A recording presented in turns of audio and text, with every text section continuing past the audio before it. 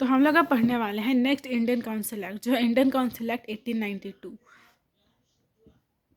पहली बात तो ये तो एक्ट क्यों लाया गया था।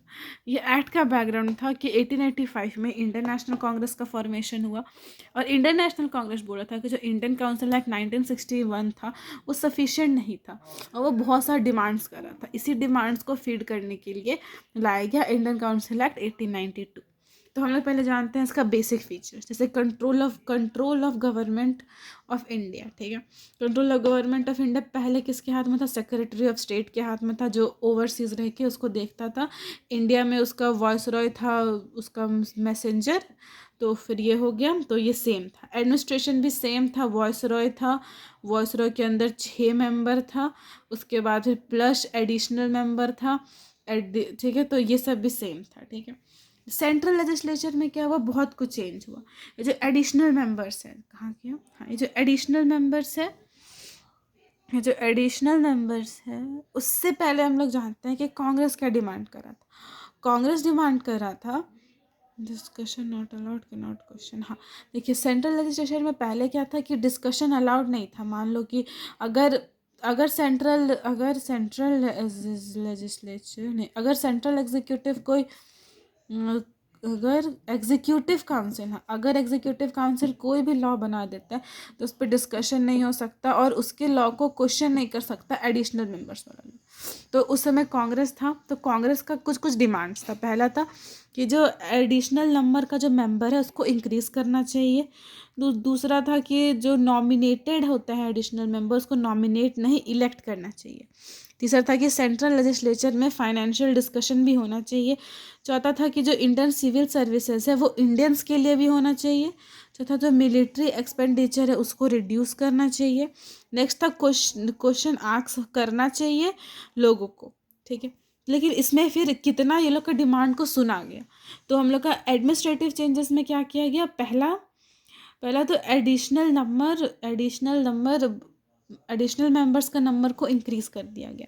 तो अब ये लोग बोल के 10 से 16 मेंबर हो सकता है। ठीक है, 16 मेंबर्स में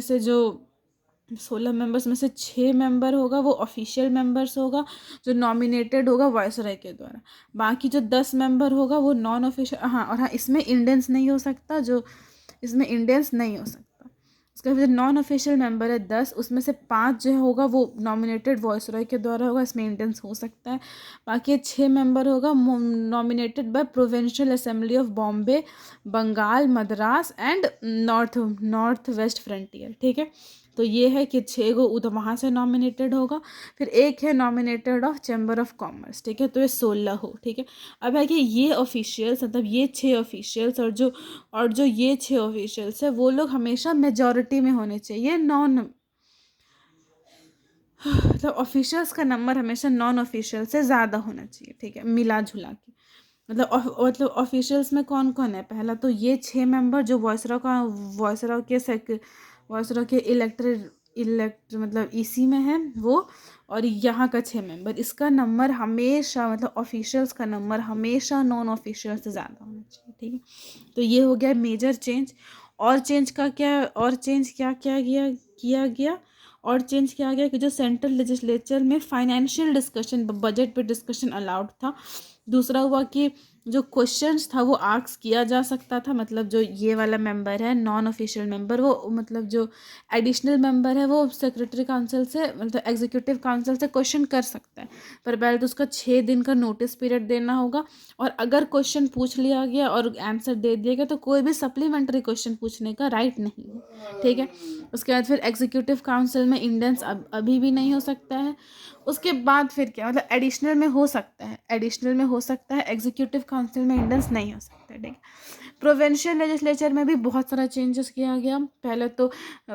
पहला तो जो क्या बोलते हैं, जो इलेक्टर, मतलब इसी क्या होता है, एग्जीक्यूटिव काउंसिल का जो मेंबर था प्रोविंशियल लेजिस्लेचर का, उसको इंक्रीज कर दिया गया, और उसको इलेक्ट भी किया गया किसके द्वारा? यूनिवर्सिटीज़ हेड के द्वारा, डिस्ट्रिक्ट्स के द्वारा, म्यूनिसिपैलिटीज़ के द्वारा, चैम्बर ऑफ कॉमर्स और ज़मींदार, ये लोग मिल के प्रोविंशियल लोग का इसी को इलेक्ट करता था, और फिर इन्हीं सब में से नॉमिनेट होके वो यहाँ पे आता था। तो ये एक बहुत बड़ा चेंजेस हुआ प्रोविंशियल लेजिस्लेचर में। उसके बाद हम लोग इसको समराइज करके देखेंगे, ठीक। पहला क्या हुआ कि मोर नंबर ऑफ इंडियंस जो है वो एडमिनिस्ट्रेशन का पार्ट बना।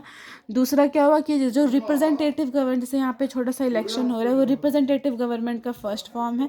दूसरा जो इंडियन नेशनल कांग्रेस का डिमांड है वो एक्सेप्ट हुआ, जिसके कारण इंडियन नेशनल कांग्रेस का वो बढ़ा, क्या होता है, क्रेडिबिलिटी बढ़ा। उसके बाद गवर्नमेंट क्या करता है, गवर्नमेंट डिवाइड एंड रूल का पॉलिसी लाने के लिए बंगाल का पार्टीशन कर देता है।